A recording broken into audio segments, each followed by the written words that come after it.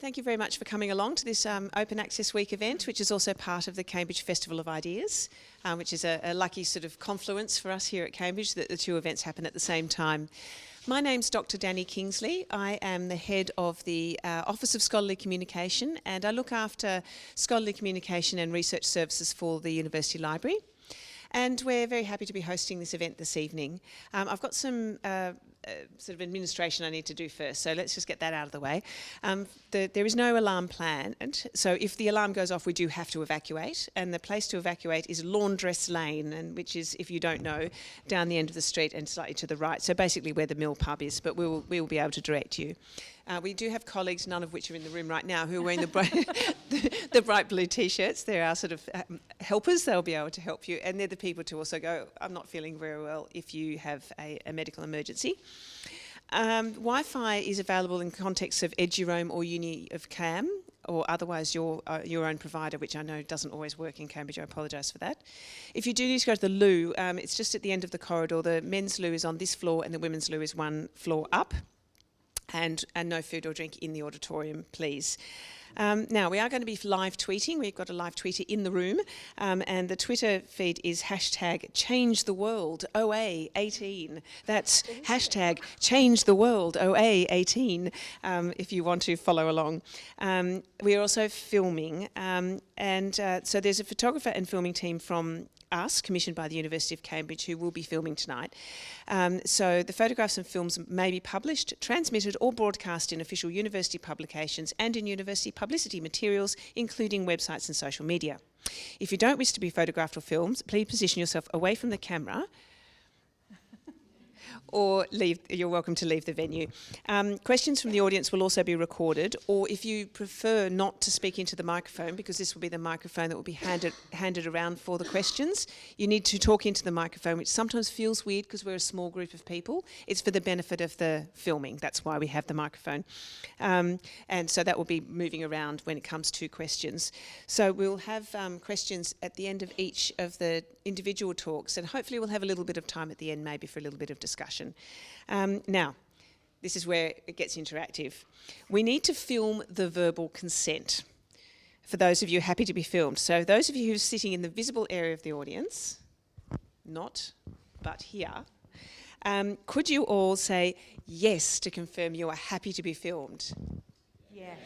Lovely. I didn't have to say, I didn't hear that. Can you try again? Okay. So if you've got any queries about that, Hannah, who's sitting over here, Hannah, do you want to raise your hands? Hannah is the person who is the sort of filming-y kind of person if you do have any queries about that. All right, so that is all of that business out of the way. Great, let's get on to it. So just an introduction about what this is all about, what we're talking about.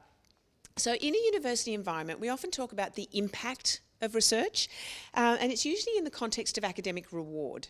So how many people have cited my research? How often was my research mentioned in another paper? So that's one way of talking about impact. But now we're sort of really thinking about the broader context of impact. What is the purpose of doing the research in the first place? It's not so that other researchers necessarily read it and then say that was a good paper. That's not really the end goal. So about 6 years ago, there was a big report that came out by the government that's called the Finch Report. And what they were looking at was scientific research or research generally. And there's a lot of money that the government invests in research. So what happens to the publications? And this is what they were sort of asking. And the outcome of that report was that we really feel, as a country, that publicly funded research should be publicly available. And so that was the sort of outcome of that investigation. And so now we do have requirements to make research open access, either by putting a copy of it into a repository, which is like a database that the university, my team run a database that's called Apollo, where we put copies of research, or to publish the work open access so that it's available immediately as soon as it's published. And so we've now got these different policies that require work to be open access, and we spend a lot of time explaining how compliant we are. So we have 90% of our research is made open access in compliance with the funder requirements. We do a lot of these sorts of reports. But really, that's not the end goal. The end goal of a policy is not compliance. The end goal of the policy is what the policy was about.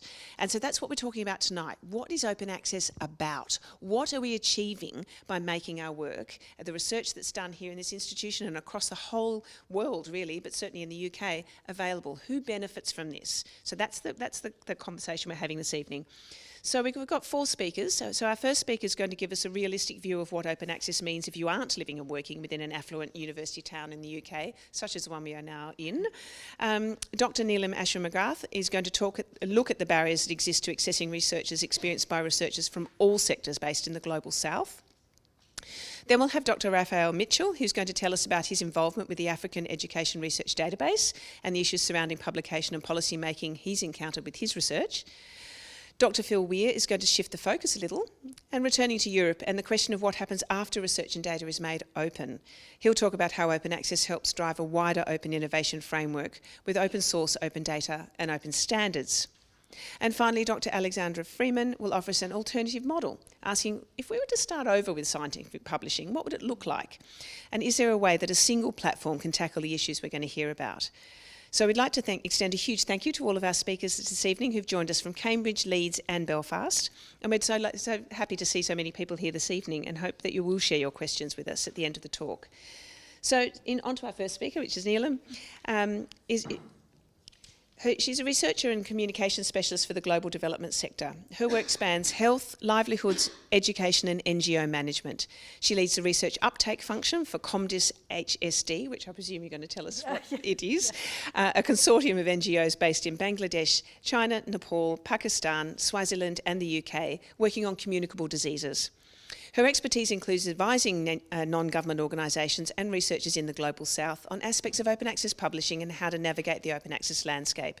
She's an advocate of open access for charities, civil society organisations, independent researchers and journalists based in developing countries. So thank you, Nilam. Thank you, Dan. Nice to be here tonight. So I'm all mic'd up, I'm ready to go. And there I am. So ignore those hashtags. We know that there's a totally different one now, so we're okay. And it is Change the World 0818. Ignore that, ignore that. So as Danny said, my name's Nilam McGrath, and I am a writer and researcher for the global development sector.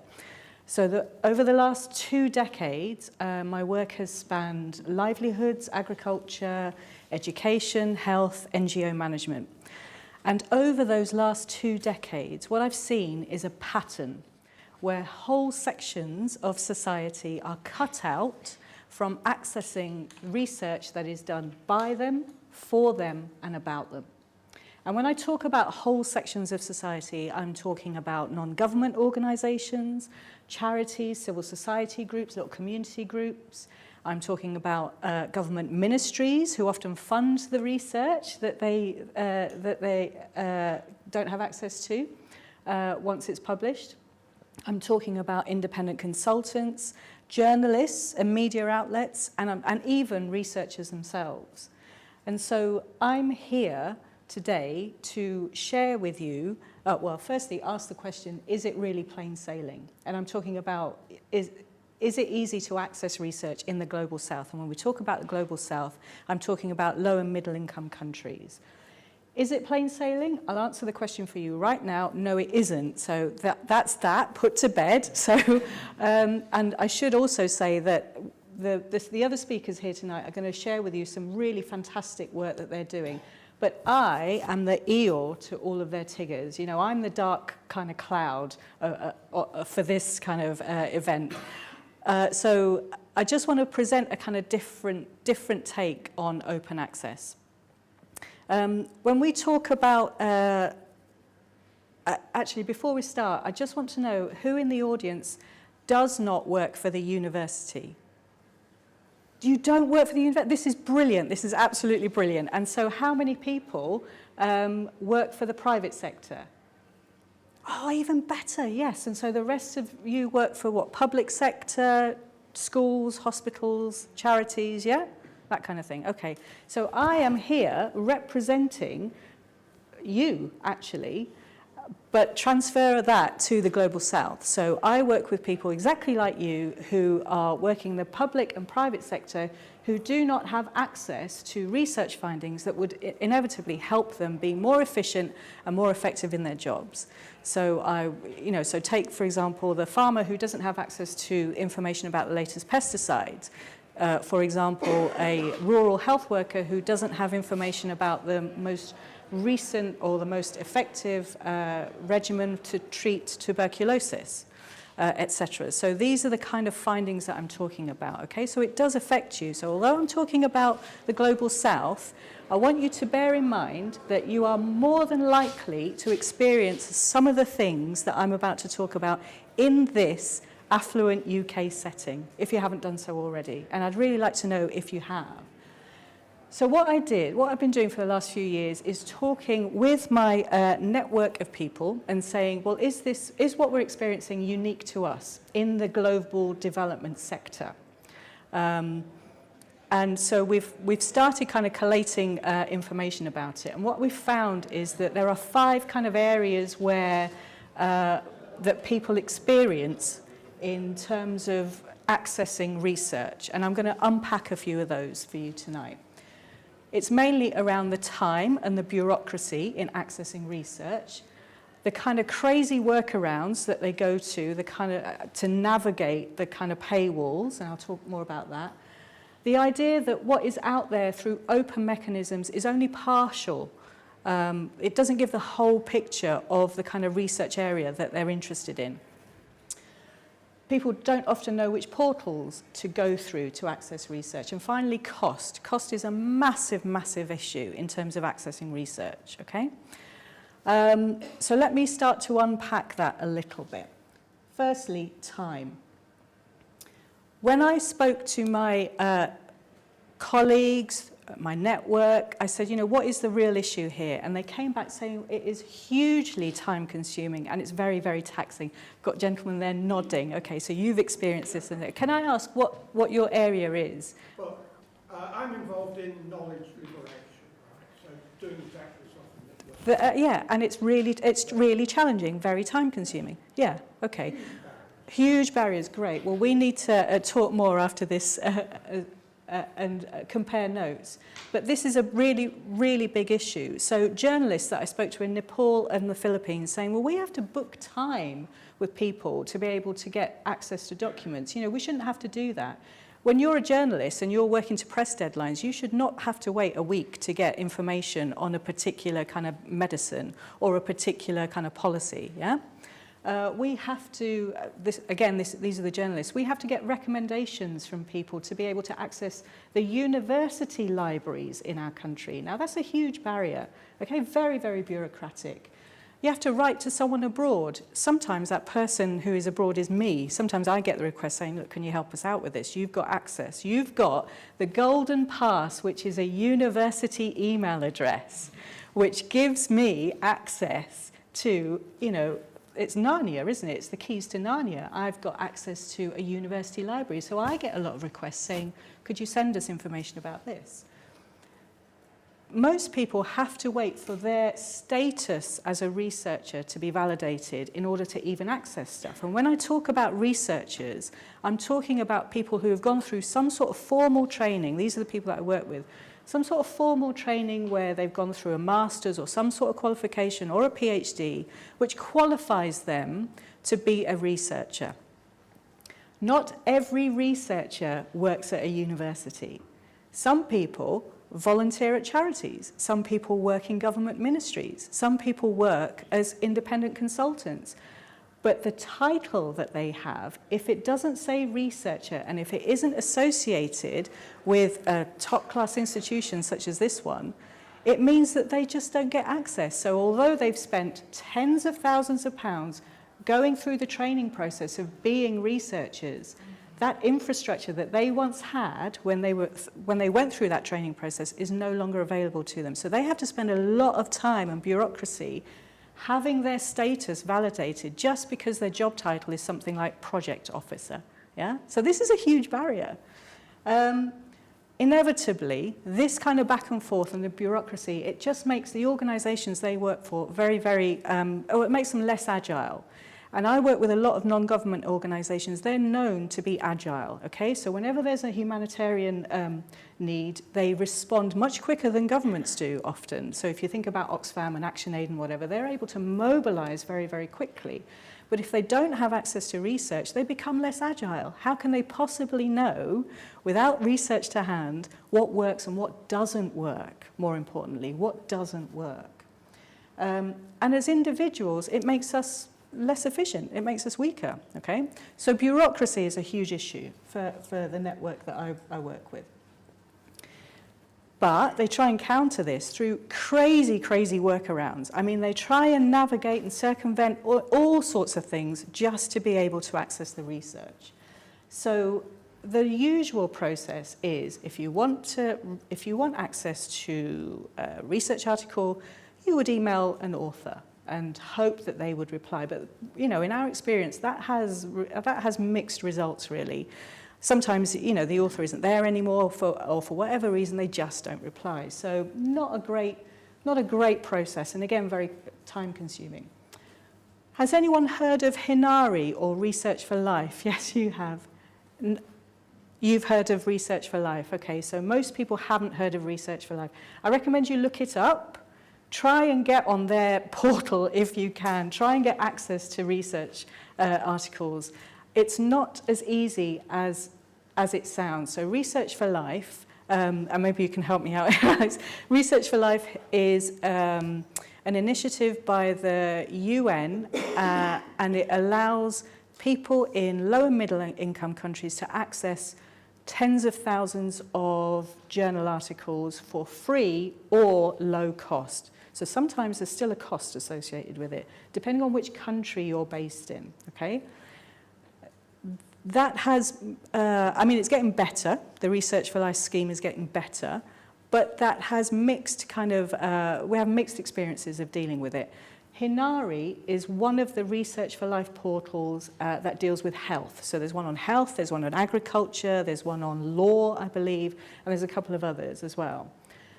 So I work for a health consortium, and the people just say to each other, well, we just steal each other's Hinari passwords to get on. That's all we can do, you know. So they go through all sorts of workarounds. They share information to be able to access what they need to do their job, okay?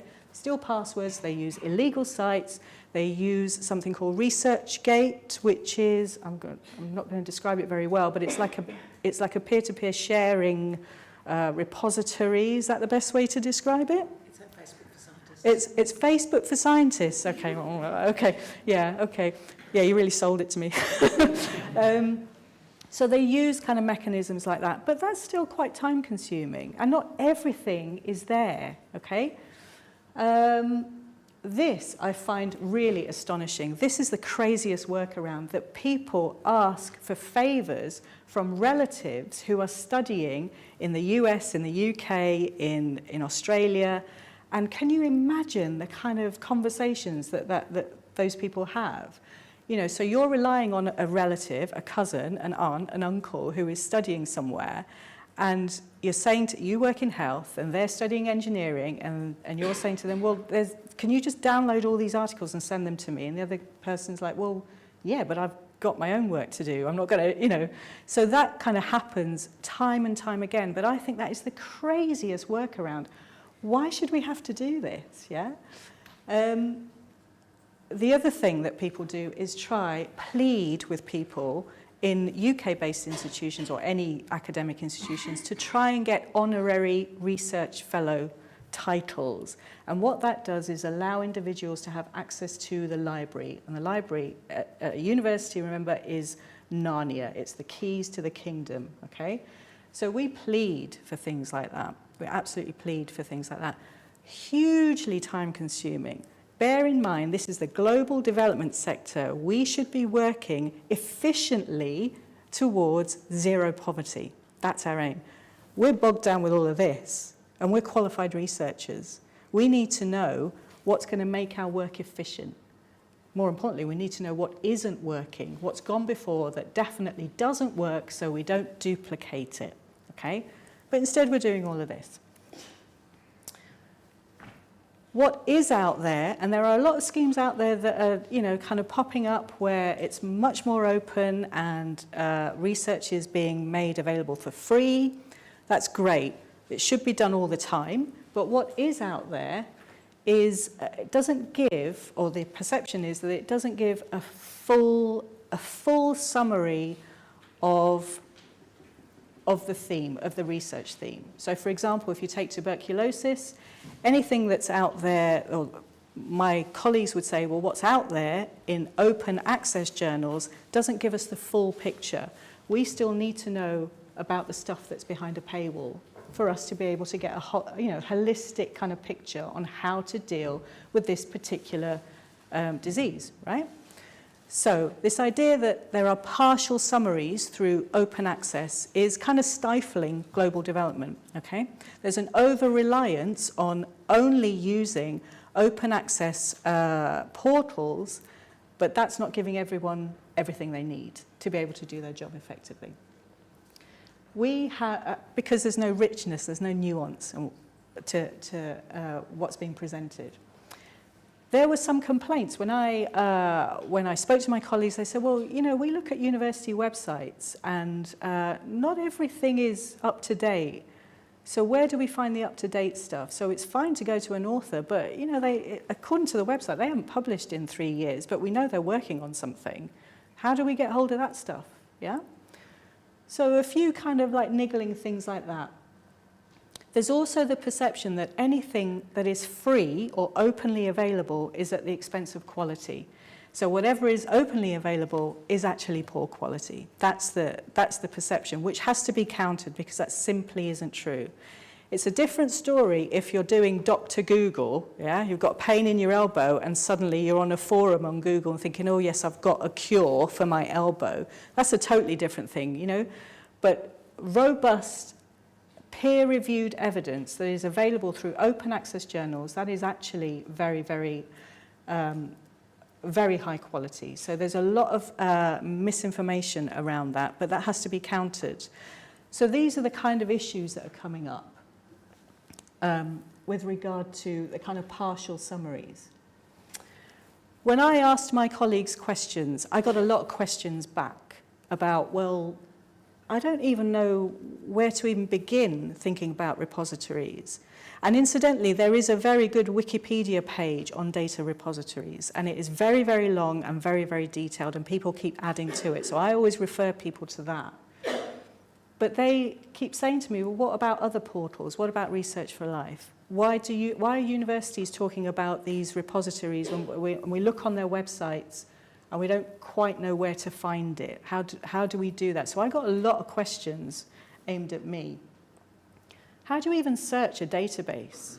Because don't forget that if anyone's been through any kind of training, you have to be taught how to navigate a database and do a particular type of search. So how do you even search that? So there are certain skills that people need to learn to be able to even do that. What do individual memberships provide when we want to sign up for a university library or a public library? So all these kind of questions, what can I really get from my public library? Okay, it's for the public. What can I get? What kind of journals can I get? What kind of research evidence can I get? And access is one thing, but then I'll get a lot of questions saying, well, I've downloaded this article, it's 8,000 words. Where do I begin? How do you even begin to process that information?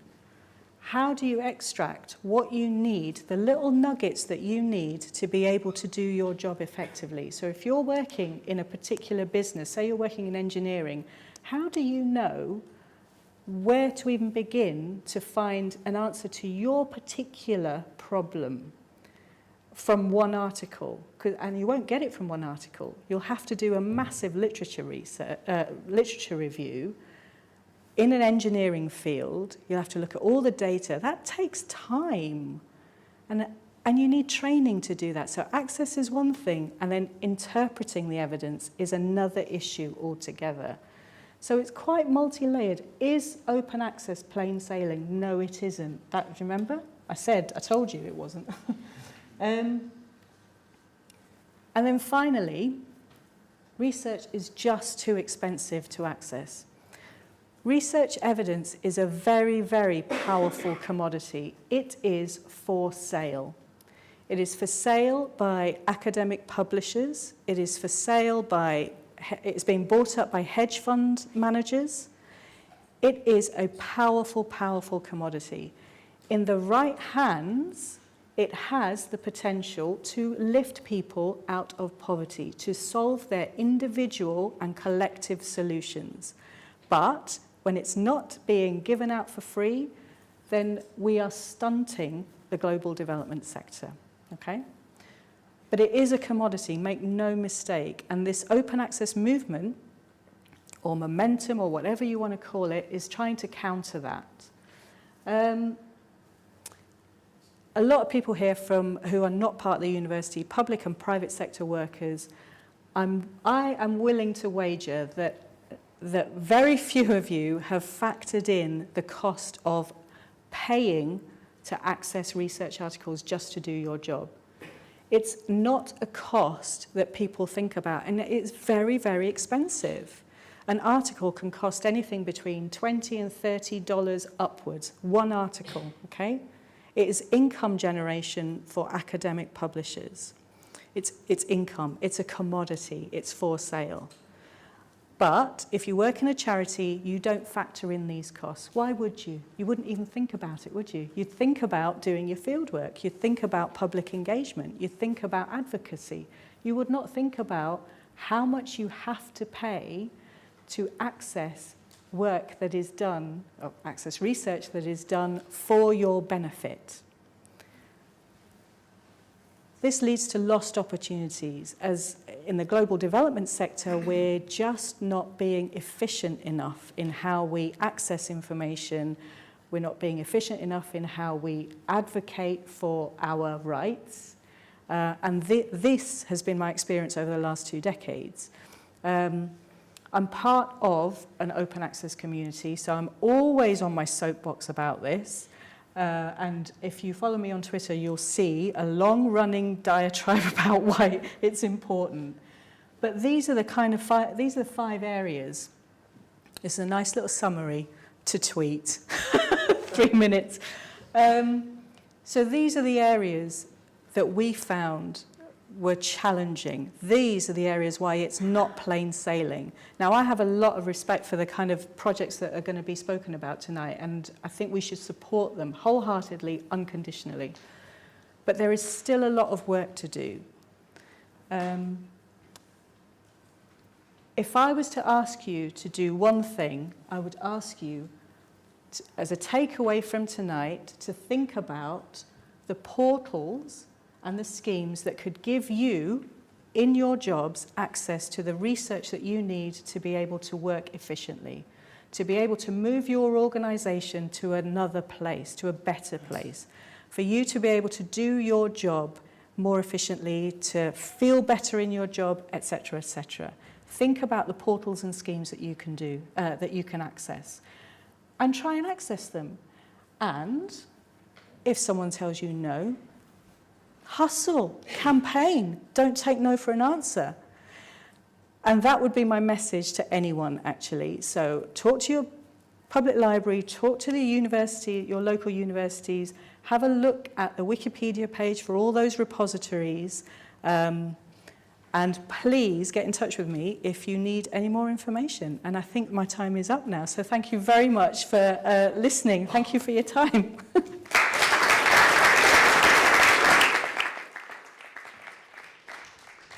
So we do have a few minutes to ask Nilam at this point, if anybody does want to ask any questions at the moment.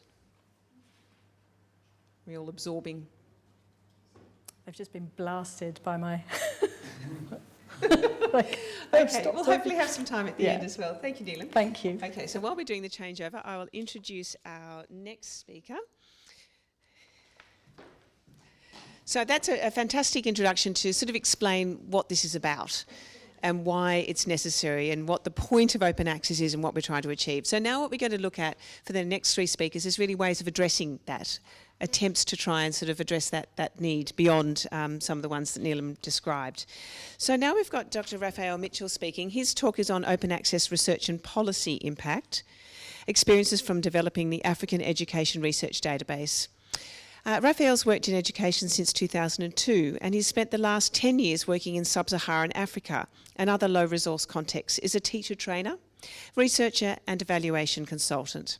He has a broad interest in all aspects of education in sub-Saharan Africa, and in particular interest in schools, pedagogy and educational leadership.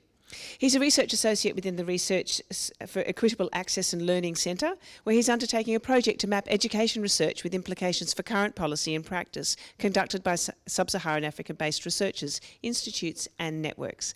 So thanks, Rafael. Thanks, Danny. Thank you. We've all been sitting for a while. Can you just like stand up for a minute? Just stand up, have a bit of a stretch. I need to do that anyway. There you go. And then, and can you down a bit? I don't know if you can do that down there. That's enough anyway. Yeah. Thank you. Okay. Oh, yeah, I've got it here. Thanks a lot. And thanks so much for having me here, Danny, and everyone. And I'm really glad to be here. I'm going to talk. So my name's Rafael Mitchell. I work at the Real Centre, which is the. Can you hear me? Okay. Yeah. Okay. The Real Centre, which is Research for Equitable Access and Learning, in the Faculty of Education here in Cambridge. I've got some brochures here. If you want them, they'll be at the front at the end. But we work in identifying and addressing educational disadvantage, especially in developing countries in the global south, like Nilam was talking about earlier. I've been working with Professor Pauline Rose and Dr. Samuel Asari in the Real Centre on this African Education Research Database, which I should say is funded by ESSA, Education Sub-Saharan Africa, and the Jacobs Foundation, who bring us crackers. So I'm going to talk a bit about the open access research and policy impact and what we've learned about it from producing the African Education Research Database. And I'm not sure if I'm a Tigger or an E or I'm something between the two maybe. But just a bit about education in Africa. We've seen massive expansion over the last few decades, which is a challenge as well as being great. It's a challenge. It means you need more schools, more classrooms, more teachers, more resources. Despite this massive increase in enrollment across the region, there is more than 50 million students young people who are out of school, school-age people. Also, another challenge is that many students who are in school aren't actually achieving basic literacy or numeracy before they leave, so that's also a challenge. So there's some idea that these challenges can be addressed with research. So the idea is that research can inform decisions made by non-researchers, like policy actors, practitioners, etc., like Nilam was talking about. And so this is the idea of like evidence-informed policy and practice. So in terms of education research from sub-Saharan Africa, that's a bit small, but what it says is that the African education research is quite often overlooked and undervalued, which suggests like two things: a lack of visibility, but also a lack of credibility. So in terms of visibility, African education research is dispersed across like lots of different outlets, and a lot of research is still only available in hard copy. That's still the case sometimes. It might be languishing in a government office somewhere, or in a library in a box where you've got dust if you open it up. Although that's increasingly changing in recent years. We see that there's institutional repositories opening up across sub-Saharan Africa. There's more than 150 of them now in that region. And increasingly, education research is becoming available online. But then you've got the issue, like Nilam was mentioning, that you've got all these different research, different repositories. How do you find what's available? How do you actually access it? There has been, until now, no central location to access that research evidence base. So there's that. In terms of like credibility of African education research, I came across this phrase by Miranda Fricker, epistemic injustice. So there's this tendency to kind of devalue knowledge from Africa in favor of like research and researchers from the north, from the global north. So it's far more common for people to cite education research written by people like me who live in the north than people who actually have worked in and studied in schools in Africa, which is kind of strange, but that's something which really needs to be addressed. Despite all those challenges, we see, like, you can't really see this very well, but this just shows, this graph is like that, and it shows that annual education research outputs from the region have increased like over the last decade, like this. So there's more and more research coming out of this region. This is peer-reviewed education research from the region. So what the project I've been working on for the last year and a half now is the African Education Research Database, and it went live earlier this year, which I'm very pleased to say. That's a picture of it. You can see it. There's the website address. So this brings together, it's a catalogue of education research produced by people based in sub-Saharan Africa, at universities and research centres and NGOs and other research institutions. So what this catalogues this research and makes it easily findable from a central portal. Alongside that, we've been synthesizing this research to identify strong findings and also gaps in the evidence base. And the idea really, one of the ideas is raising the visibility and the impact of education research from Africa, but also strengthening the evidence base for policy and practice. That's really what we're trying, what the idea is underlying that. So I'm going to just, the technical stuff here is that what we sought to do was identify social science research which has implications for education policy and practice, conducted by researchers based in sub-Saharan Africa over the past decade. So we used academic databases like Scopus, Web of Science, and others. We also consulted experts working in this field, and some other processes as well, which I won't bore you with now, but all of the protocols for this are on our website, on the Real Centre website. So that's what we sought to find and then catalogue in this database. We ended up cataloguing research from 49 countries in the region. The country which we didn't include, not because we didn't want to, but because we lacked the resources, is South Africa, because the research outputs from South Africa are so big that we would spend all our time cataloguing that, because in fact the research outputs from South Africa are 3.5 times the second most prolific country from the region. So it really kind of, it's a different research landscape, in fact. That's the reason it hasn't been included. We do hope it can be included in the future. So what I'm going to talk about today involves the bibliometric analysis of just under 3,000 studies that we've catalogued so far. And as I say, this is ongoing. It's not finished yet. I'll be sharing some of those findings, but also based on interviews which we've conducted over the last year or so with researchers based in sub-Saharan Africa. So we've been talking to researchers about their priorities for research, what they think are important gaps in the research evidence base, but also their notions of research impact, how their research has or hasn't affected policy and practice, and their experiences of funding, partnership, and collaboration. So I'll talk a bit about using data from those interviews.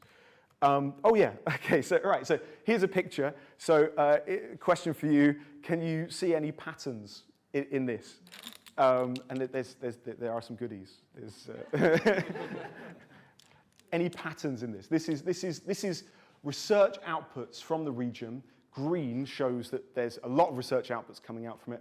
Orange less so, and red areas where we've found comparatively few research outputs relating about education. So, pen, yes. It's colonial. Okay, colonial. Okay, go on then. How's it colonial? It's the British Commonwealth largely outputting it, right? Right. Yeah. And Yes. Yeah. Spot on. So there's colonial pattern here. Any other patterns? Sorry. Yes. Yeah.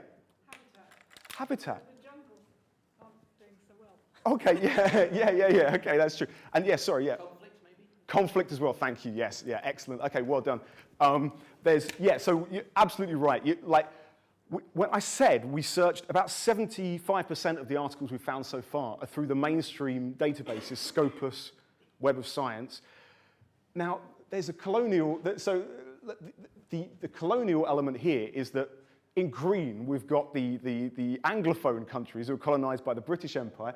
In red, we've got the Francophone countries. So there's that. There's also a linguistic difference there as well. Like, and this is globally true, that English language public research outputs are far more likely to be cited, and there's more of it than in other languages. So there's that. And there's also, as that gentleman identified correctly, is that conflict is a big factor here. Like, so Somalia, also Sierra Leone, countries that also, there's that. Another factor is population. We see the more populous countries are producing more. So anyway, so that's some kind of overview of what we found in terms of the research outputs. So 80% of the studies we've found for this database are peer-reviewed articles, and with the remainder being like chapters, conference papers, and that kind of thing. And when we were quite interested in like exploring those peer-reviewed articles to see if any patterns in that as well. And so what we did is we used various means, but one was we looked at the impact factors that the journals were in, and we also we made our own assessment about the peer review process that was going on, and we divided into 3 categories.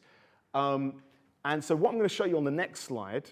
Oh no, sorry, I'm not going to show you that. First of all, what I'm going to show you, this is just in number terms, like what the comparative research outputs from different countries. So, as I said, South Africa wasn't included in this, but then we've got Nigeria right at the top. Almost a quarter of the research outputs we found were from Nigeria. Massive amount of research coming out of Nigeria. And then also we've got Ghana near the top as well. Ghana's a middle-income country. And then, so anyway, so you can see Kenya as well, near the top as well. So we see there's big disparities across the region in terms of like the quantity of research outputs coming out, the quantity of research outputs. So I mentioned the peer review articles. When we looked a bit closer at that, and we looked at we had a kind of proxy for the quality of research outputs that were coming out based on our assessment of the peer review systems of the journals. So this is another table then, which kind of shows that data. So what we did is, in green there is, no, how am I going to explain this? What we've got is the number of peer-reviewed articles for each country. This is the top 8 with these countries have a research output of more than 100 peer-reviewed articles. You see again, Nigeria's at the top. It's got the most peer-reviewed articles. The column in the right shows that the percentage of those articles which appeared in journals that we considered not reputable, okay, based on our assessment of the peer review process and impact factor. Not solely impact factor, we were very, very generous on this, but on the peer review process. So what you can see here is that there's this not just disparity in terms of the quantity of research output, but a lot in terms of the quality as well. So in green here, we've got countries where the majority of research outputs are featuring in journals which we considered reputable. These could be national journals or international journals, but they're journals which have a recognizable peer review system. In orange, you've got, well, the important one is red. Okay, so in red, you've got like a large quantity of research that's coming out in highly dubious journals. So what this kind of quantitative data showed us is actually supported by the interviews we were conducting with researchers as well. So from an Ethiopian researcher explained to me, he said, like, when I publish an article in my university, it goes through a scrutiny process. So if it's not a reputable journal, it won't be awarded. You don't get your promotion, you're not considered for promotion, you don't get your increment. Just based on the quantity, there's some consideration there's a screening mechanism. And equally, like researcher I spoke to from Nigeria and other researchers as well said that they recognize that there's this lack of kind of screening process going on there, that you've got, well, this researcher, I won't even say where he's from because it's an inflammatory comment, but he said, in Nigeria, they have their own journals. And some people have their own journals. We had one professor from Nigeria at our university who had that kind of journal, and I had to say to him, look, stop this. You can't have a journal like that. Who's the publisher?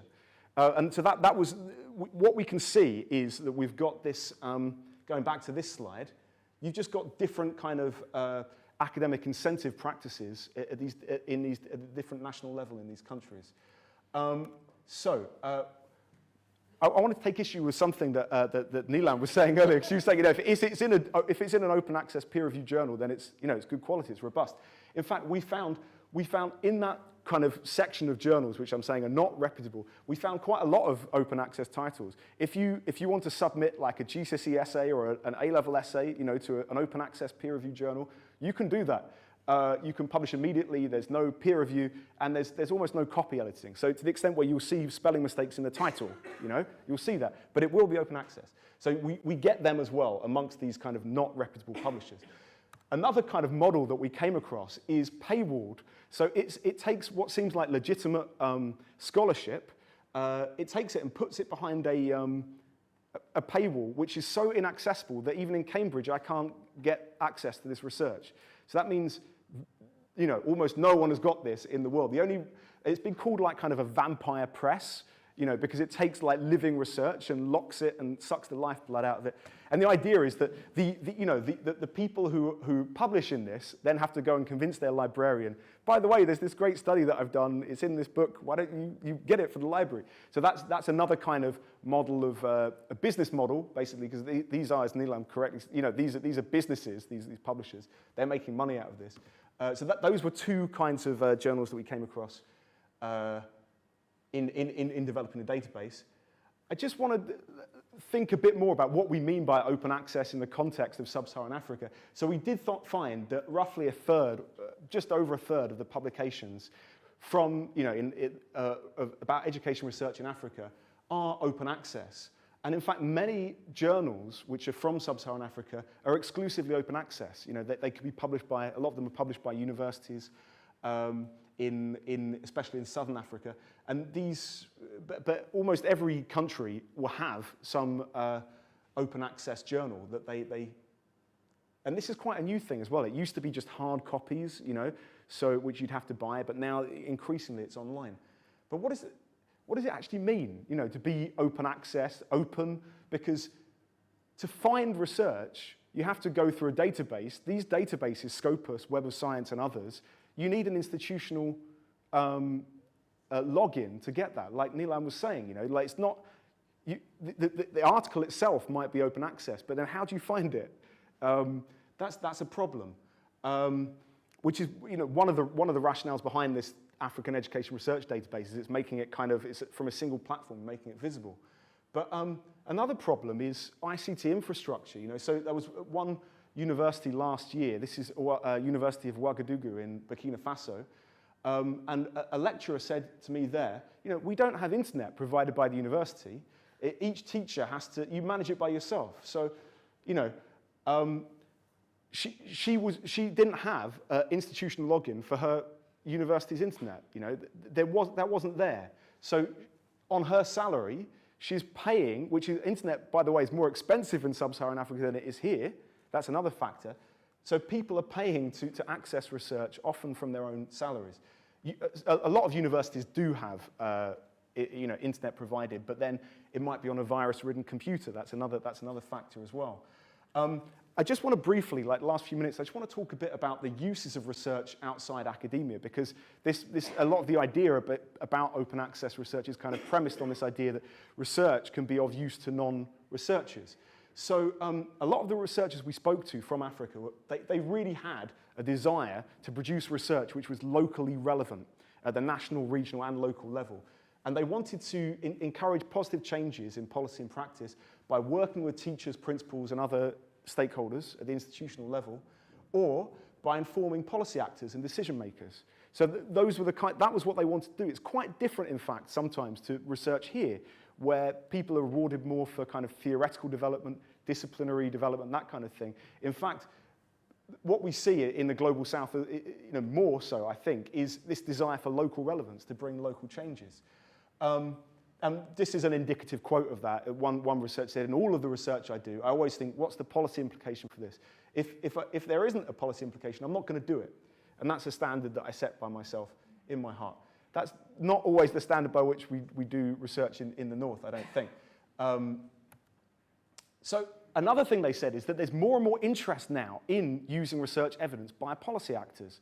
And this is quite different. So even like very senior researchers were telling me that, this is a very senior researcher from Botswana. He's been doing education research in Africa for decades. And he was saying, we've got these intractable problems in the education system. And now for the first time, we're being called upon to help address those problems. So, and my feeling is now that policy actors, they want to engage with us. They'll give me a hearing because they're also desperate for solutions. This is quite a change that he's described in the last 5-10 years. And this is not just Botswana, it's other countries as well. People are saying there's a growing sense that, in fact, we need research evidence to make policy decisions. This Kenyan researcher said the same. We see this kind of trend going on.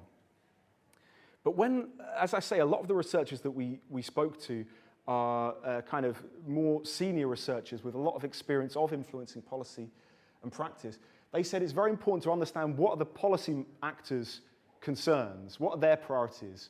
And it's also about, in terms of policy impact, it's about building relationships with individuals who make policy decisions in these contexts. In terms of what research outputs they found useful to make policy impact, in terms of documents, it's reports, policy briefs. I've got some examples here. By policy brief, I mean it's 2 sides. It's got a photo on it. It very often has an infographic on it as well. It's stuff that a busy policy actor can read with bullet points at the top, very clearly summarized. The kind of thing that you can read in a few minutes, not an 8,000-word research article. Okay, and in fact, none of the researchers that we spoke to said our articles are influencing policy actors. What they're saying is, policy briefs. And people in research centers in sub-Saharan Africa have communication specialists who will actually go out and will be encouraging them, the researchers, to put it in simple terms. You've got to send it off to the ministers, and disseminate it to media and to NGOs and that kind of thing. Just in very short. That's what we're talking about. They didn't talk about peer-reviewed articles.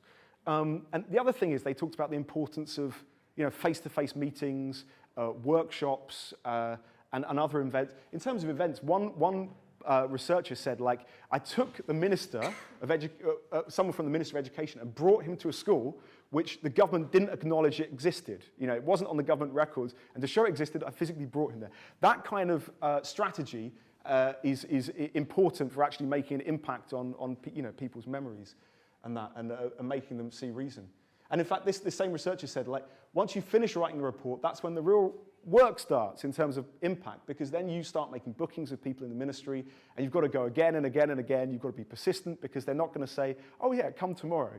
They can put you off 5 or 6 times, but you've just got to keep being persistent.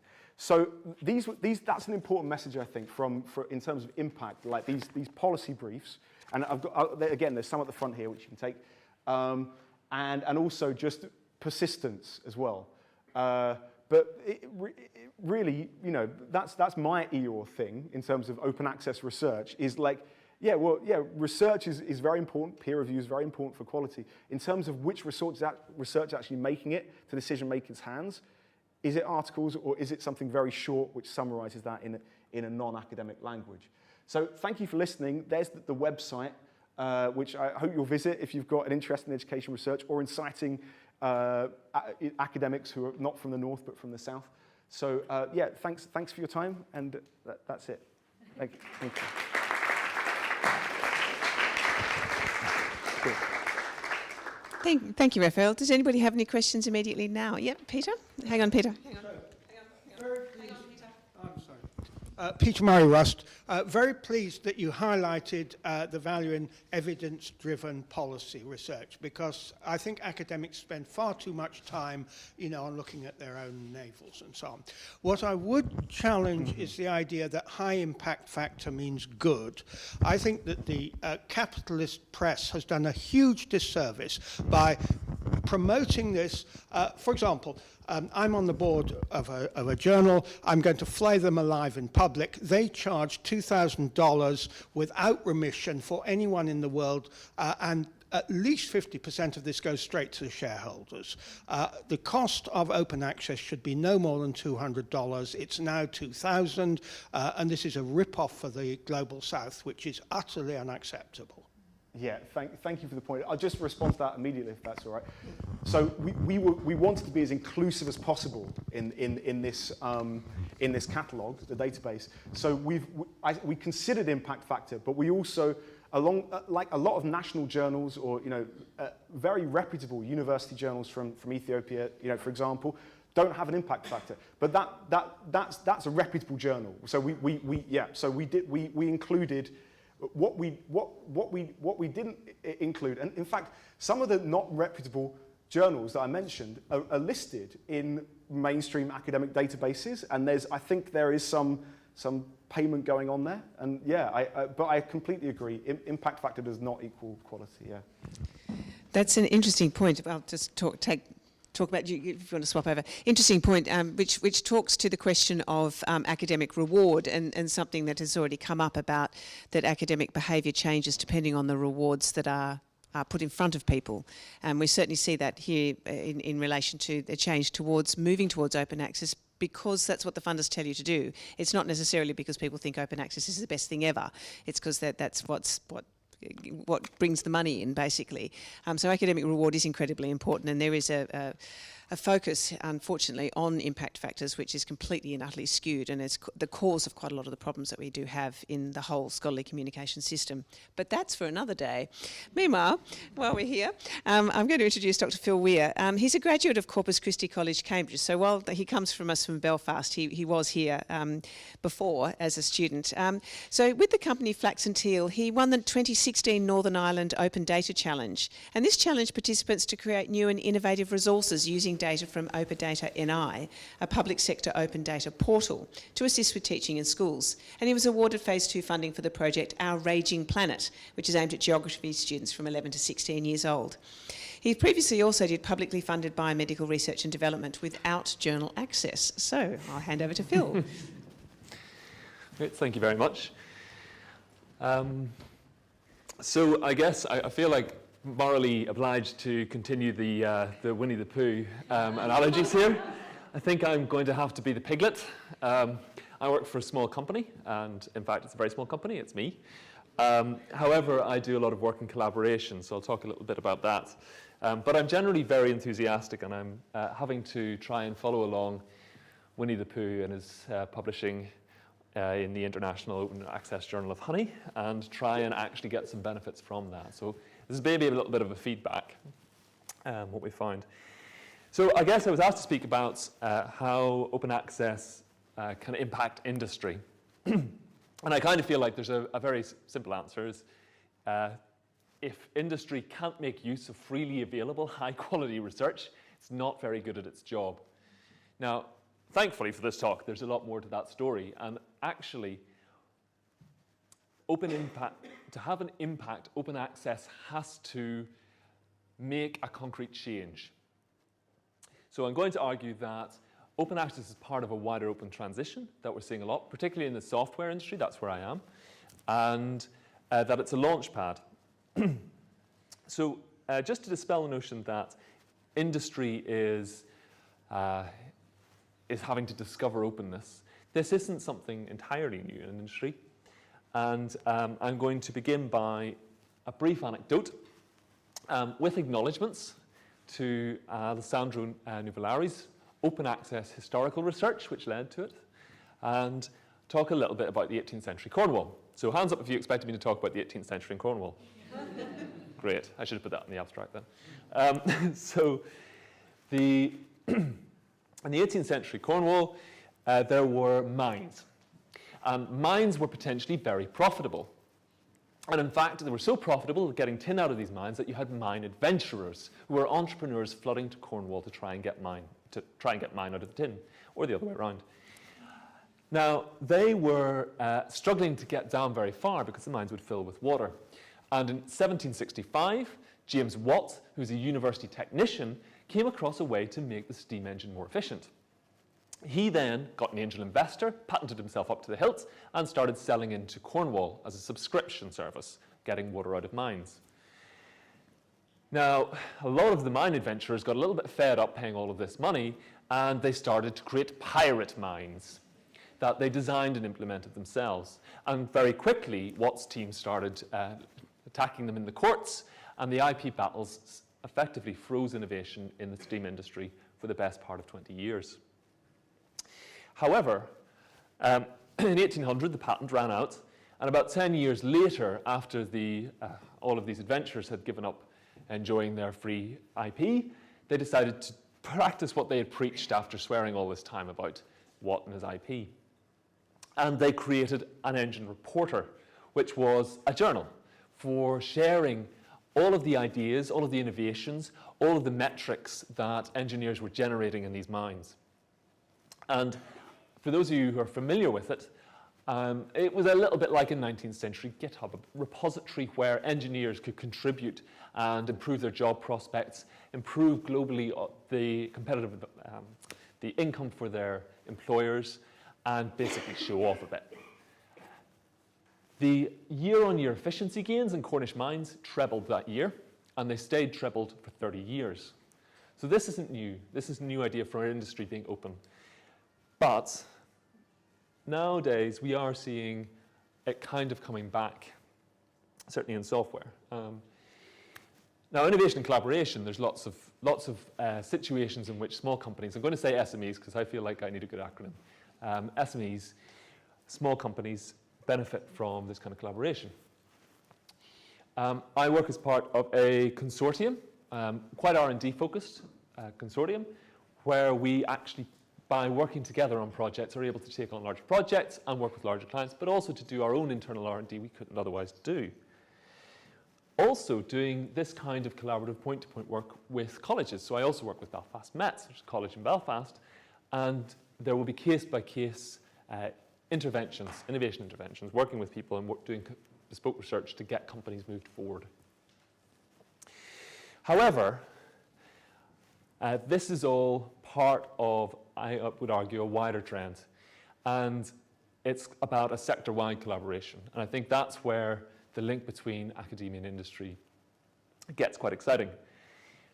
Specifically, I'm going to pull this out into these 7 strands. Don't worry, I'm not going to talk about all of them. But I thought, since, I don't know how many of you are aware, but Pink Floyd used to drink out the back of this building. That was before my time, honestly. But I thought it seemed only appropriate, since I'd managed to think of 7 strands, to put them into a prism here. And to try and contextualize open access, because in my opinion, that's where it has an impact in industry, when industry starts thinking differently. So that includes open source, sharing of tools and utilities. Open source has a fundamental change, as described by a number of senior CTOs in Nokia, Google, Apple, that it really has been a game changer. Open data, that raw materials, even in industry, should be open, and understanding of information. APIs, that's talking about interchangeability of services. So several services from different companies should work together. Standards, that when you publish or when you ingest information as a company, that it should be not restarting your presentation. That was very exciting. Cybersecurity, if you have problems, if you have hacking attempts, if you have vulnerabilities, that it share that information. And open innovation. There are companies which will have their task lists for developers open to the public, so you can see what somebody's doing on a given day inside a company. This is quite a change of strategy. But, as Danny mentioned, there's a context for us particularly as well. So I was working on the Open Data NI Education Challenge. We built a disaster simulation platform for GCSE geography students. It turns out if you get a group of students and hand them a tool that you can simulate a natural disaster anywhere, 9 out of 10 will simulate it on their school.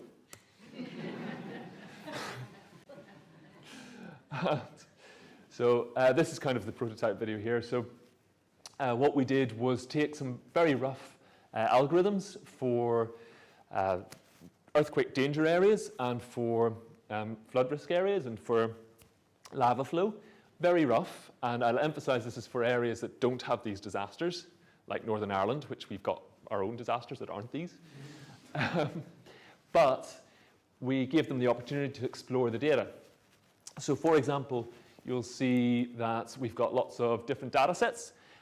We achieved something that most people believed was impossible, that we found an actual commercial use for the Bowling Green GPS locations published by local councils, amongst other things. And the serious point of that is that what we're trying to do is help with human geography, understanding the impact on the local communities.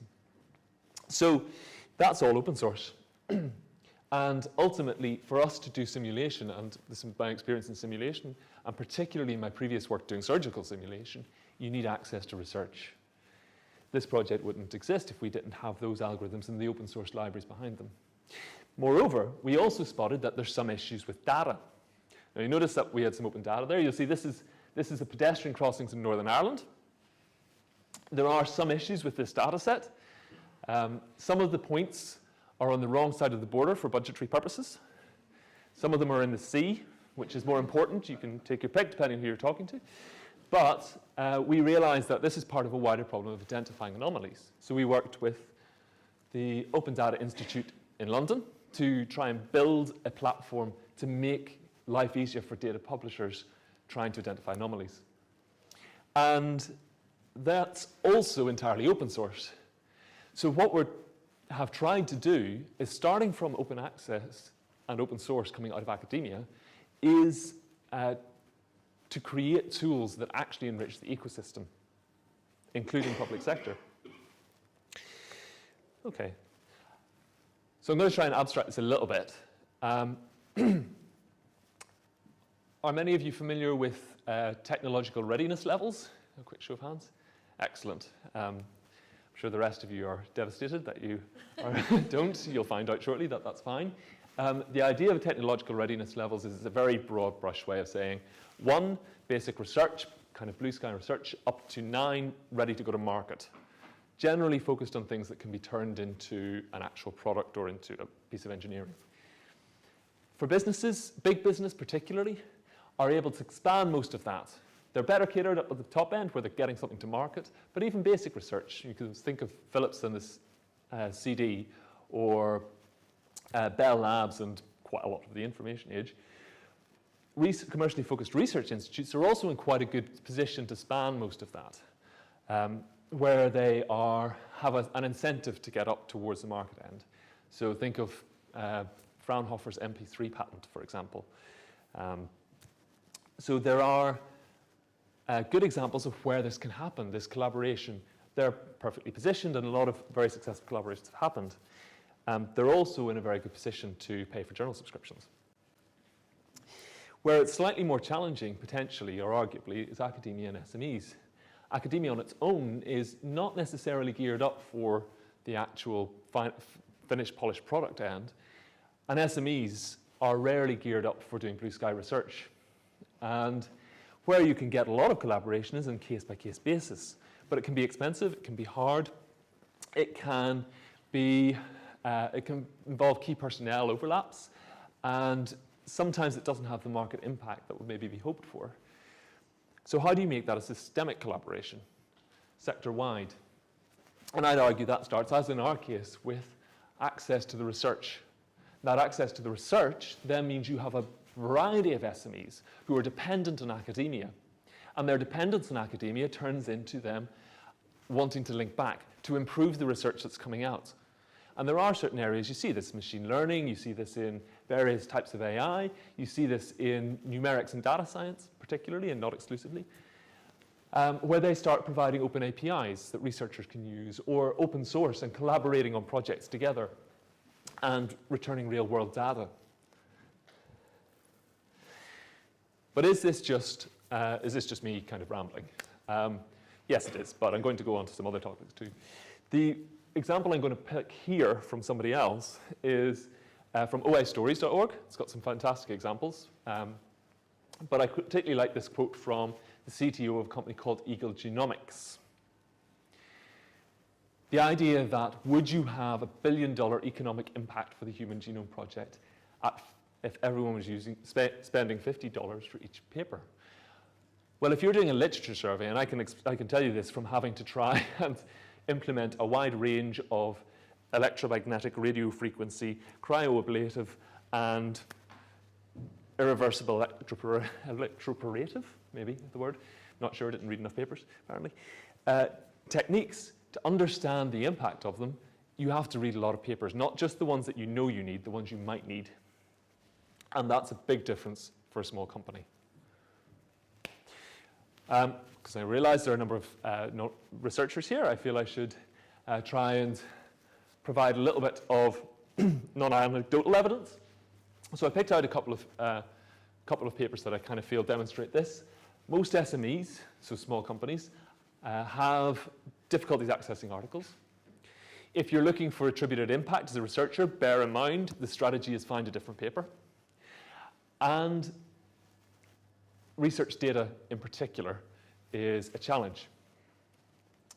I'll also add that these numbers come from SMEs that have either journal subscriptions or author credits, which is already a pretty privileged list. There was another statistic I wanted to include in this, and I went to try and cite it, but so one final anecdote. So I've really enjoyed a lot of the quite inspiring stories of how open data could make a difference. I want to add cryptocurrency trading onto that. So round of applause, thanks. But this particular project has a particular kind of social aim as well, but they are one of the largest currencies. Last week, this just popped up on my Twitter feed, completely coincidentally, that they had made an algorithmic change, made it 80% more efficient. So much more publicly accessible, more people can actually benefit from it and use it and so forth, and it's much more scalable and so forth. And there's a big, in that world, there's a big impact. They linked straight to a blog article where they explained exactly what they did, and straight to the paper where the raw research had been published. 2 steps to an actual implemented solution in multi-million pound currency. So these are real impacts. Is it two-way? I guess that's one of the easy questions to ask, and that's where I think open access has to be considered in context of a wider framework. It's not necessarily going to come back as open access published by industry. There are some cases, though, maybe not all the time, where you can see industry having a reciprocating benefit. And just out of curiosity, do any of these pieces of software ring a bell for some of the people? Okay, that's good. It's a good sign. They're all data science or numerics packages, and they're all open source, and they're all supported by NumFocus. NumFocus has, this is the top of the list of their sponsors, and you'll recognize a number of names, but also a number of small companies. So this is one way that these companies know they are dependent on researchers, publishing data science research and improving data science products. And those products, those technologies, those open source technologies are vital for researchers, and these are companies that are supporting them. So there is some level of reciprocation in a way. It's not all roses. 2 things I'll acknowledge quickly. One is a very long word, but essentially the idea that you can, in certain circumstances, I'm trying to pick 2 that are relevant to industry. There are certain parts of industry that can benefit from being able to take data and cross-correlate it in enough different ways to de-anonymize it. So basically get attached to personal information, such as market analysis firms or cybersecurity companies trying to make a point. But there are a number of great techniques for trying to deal with that. Sometimes you'll find you get a pushback on releasing data around that may have implications or may be de-anonymizable. That's something I'm about to chat about afterwards, but there's ways of aggregating it to prevent that. So it's not that there's full limitations. Another is that often in this open setting, IP is still needed to ensure attribution through copyright, and also to protect consumers often through trademark from substandard derivative works. So there is still a need for IP here. So I guess the question is, does open impact access industry? Nope. Does open access impact industry? That's much better. Yes, especially small companies. And it's not just important for industry, it's important for consumers who are served by the industry to ensure products are built with complete understanding, not in a commercially or intellectually windowed environment, especially where their lives are depending on technology. And it's a benefit also for researchers through academic dependent SMEs who are linking back, providing real world data, working on open source. So in short, open access has enabled a new breed of innovator, one driven by transparency, collaboration, and accountability, who sees human knowledge not as something that is in or out or red or green, but sees all the colors of the open spectrum. Thank you.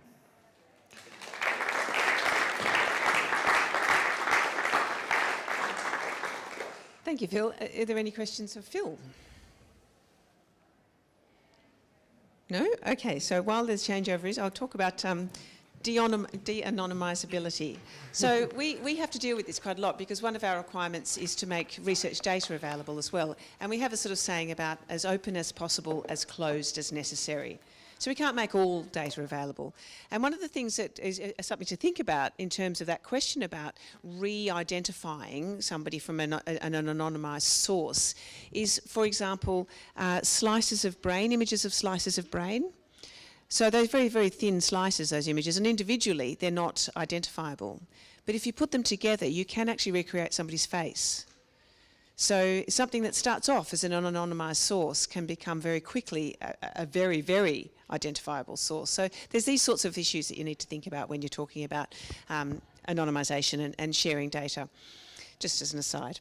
Okay, so now one of the things we've been hearing as a repeated sort of message this evening is that just because something's available, one, doesn't necessarily mean it's understandable. So sometimes there is a need to translate that information into an understandable sort of mechanism for whomever it is the audience.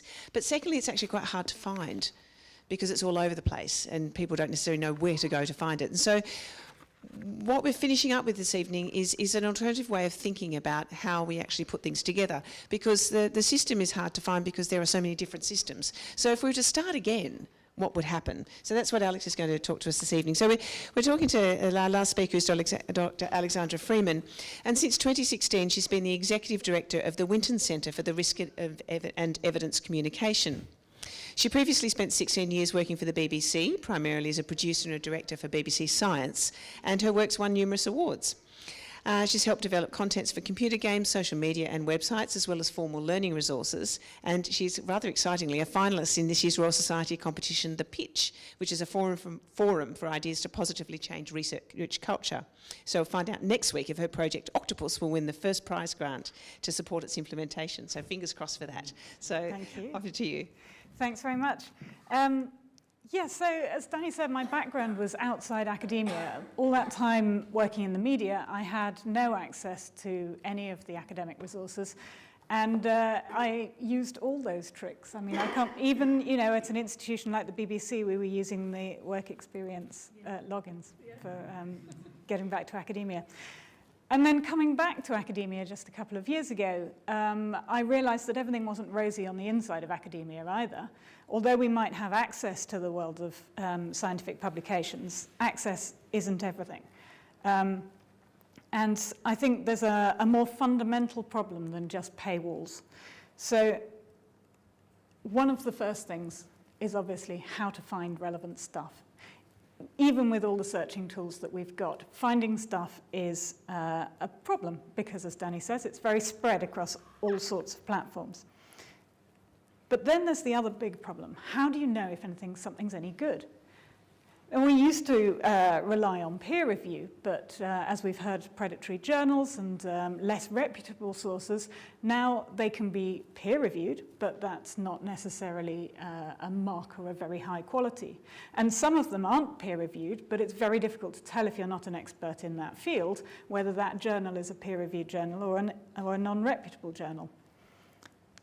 And then, how do you know what you're missing? And that's actually, it's a very difficult question to answer. As we've heard from some of the other speakers, you can be looking at open access material or even the material that you've got, but if you don't know the whole field very intimately yourself, how do you know that you're getting a really good view of that subject, of the different opinions on it? And even worse, even within that paper, how do you know that you're actually getting an accurate representation of what that research has actually done? Because researchers are under pressure to tell stories with their data.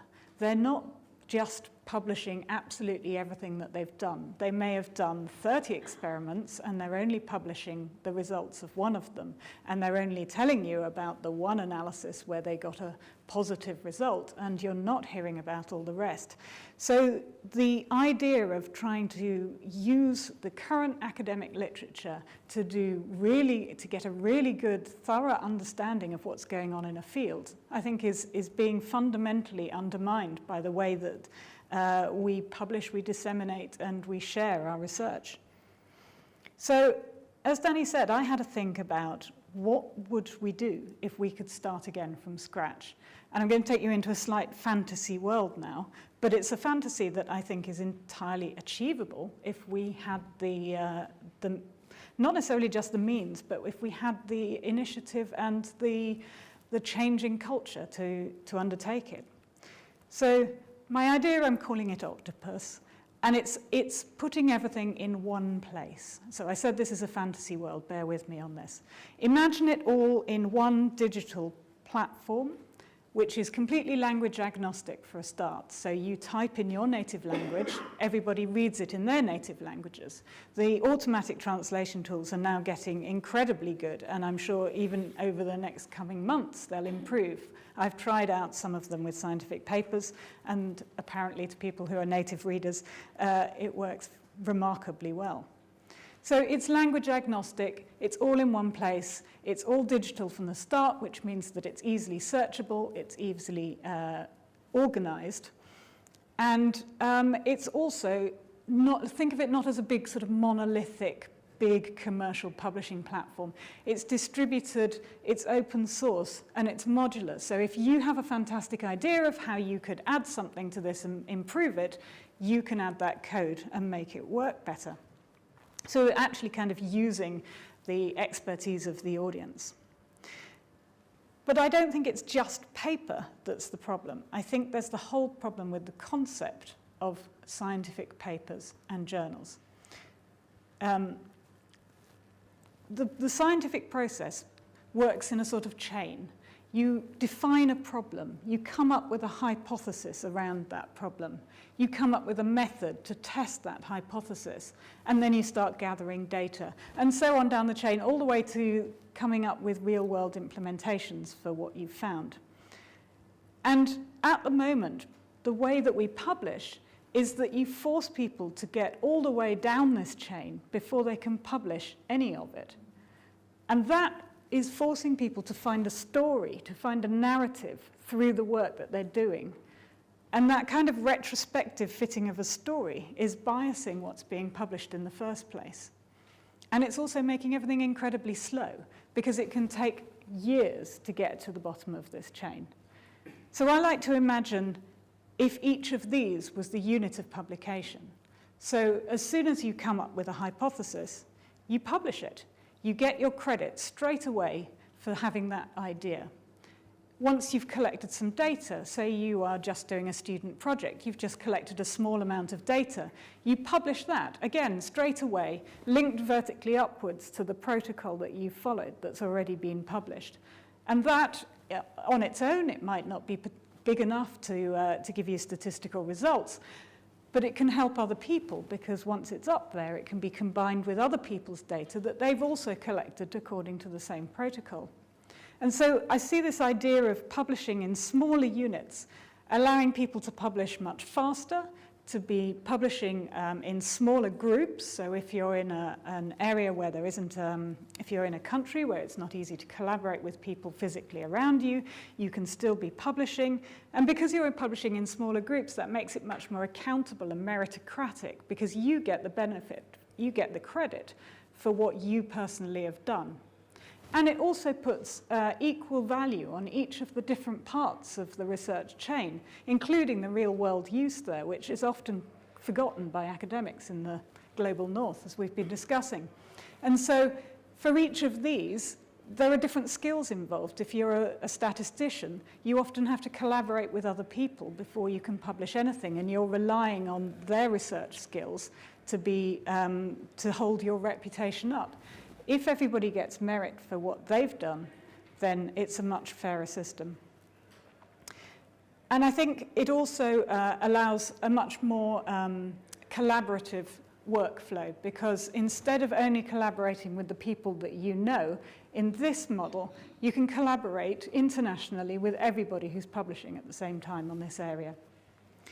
But it stops people being judged on their storytelling and on their science, because there's an 8th form of publication, which is equally important in the structure, which is reviews. And reviews at the moment, peer review is done as a free thing that is done as a public good, and quite often by more junior members of the research teams, because they're the ones who've got time to do it. Here, reviews are actually given the credit that they deserve. They are an important part of the process, and it allows everybody to improve and collaborate. So in this model, imagine we've got a hypothesis published here. As soon as it's published, as soon as you press publish, it goes up there. And then somebody can log into the system and submit their review about it. They're a very fast typer. They've submitted a review, and then they rate it. And I can see you can't read the words here, but we can choose what we consider to be the important things about, say, a hypothesis, and rate it on those things. And so now the review appears immediately. The review's got a 0 rating itself because it's brand new. But the hypothesis has its ratings for being original, important, it says, clear and understandable, and scientifically valid, because I've chosen those 3 as being the good things that I consider about a hypothesis. But obviously those would be kind of set as what we as a scientific community feel are the important things about a hypothesis in this case. And so being able to see the ratings that other people have given and the reviews that other people have given to a piece of work gives you a really transparent metric about how good the quality of that science is. You don't have to now rely on guessing what the impact factor of the journal is and what that means for the research that's published in it, which, as we all know, is not a good metric anyway. And every individual also has their own page on the site, which gives visibility of the metrics about them as well. So it shows what kind of publications they're publishing. So are they a person who has brilliant ideas, lots of hypotheses? How well rated are those hypotheses? Are they very collaborative? Are they producing lots of well-rated reviews? So so if you're an individual going to this system, it gives you open access to all the work that's being done that's easily findable, and it gives you meritocracy, so you're getting merit for your particular work. If you're a funder, you can go to this system and see, say, very well-rated methods or hypotheses. You no longer have to rely on expensive and slow grant applications. You can spot what the good work is being done and offer funding for the next bit of the chain. You could offer funding for, say, several different laboratories to carry out the same protocol, so it saves a lot of work there. For institutions who are hiring or promoting, it gives you a view of what sort of people you're looking at. And for journals, which I've now suddenly abolished apparently, I think they could have a really important role in actually having the expert commentaries, the expert editorials around this primary work. So they've got a job of aggregating and of, for instance, producing things like the policy briefs that's bringing together this work into a format specifically for their particular audience. So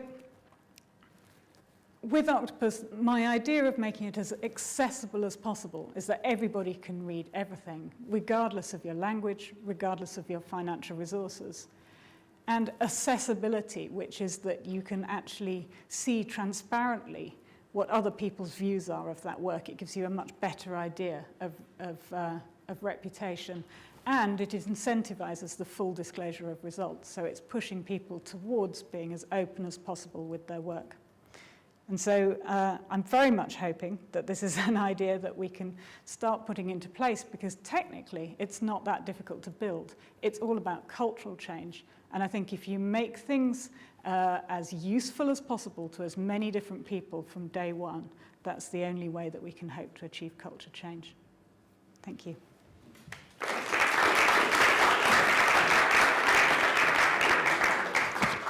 Do we have any questions for Alex? We do. I'm going to, hold on, go this way.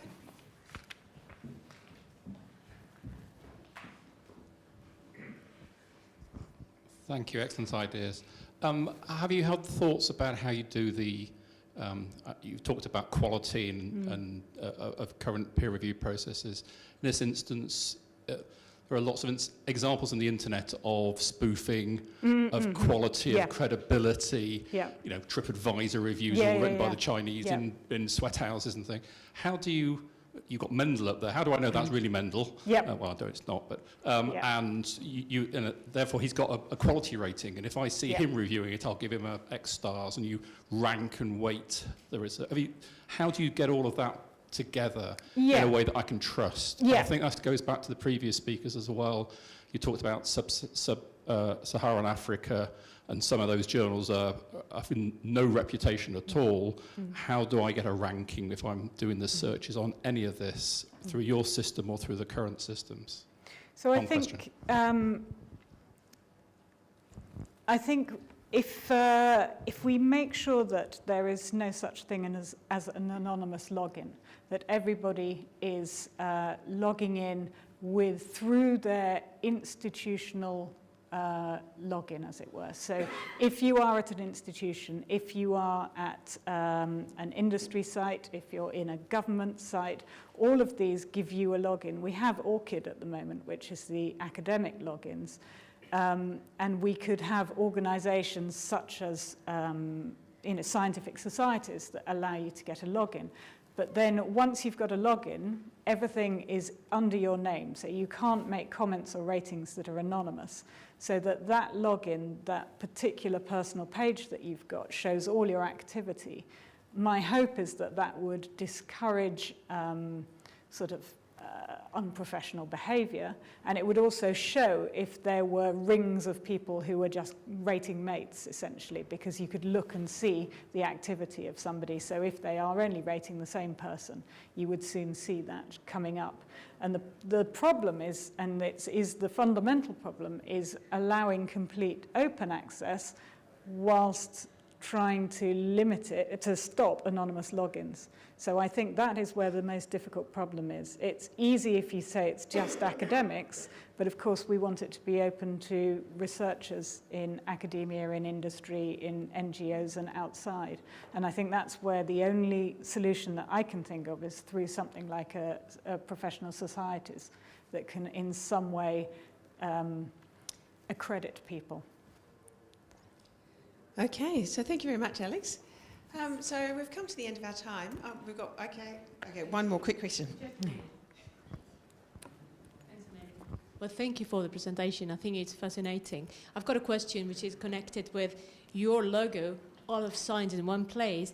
And my question is, all of science for whom? Because definitely open access is open to everybody. Yeah. So those people who are nerds and that probably would say, I don't like this, it's far, but it's not nice. And I guess that science is for everybody. So I want science for the scholarly world, academia, but I want science for my neighbor who didn't get a degree. So that's the first question. And the second one is, what about copyright? Because as you know, when we write a paper, very often your idea is fantastic and your idea is there. And if someone reads your idea in Japanese and then they write the paper in German, you know what I mean? So I think your project is fantastic, and I understand the foundation and the aim, but probably this might mean that this open access just to the scholarly world. That's the first idea. And the second is that, well, if you write a paper, if you provide there explain your method, explain your idea, and someone sort of gives you some comments, makes some comments, well, they might then use your own idea.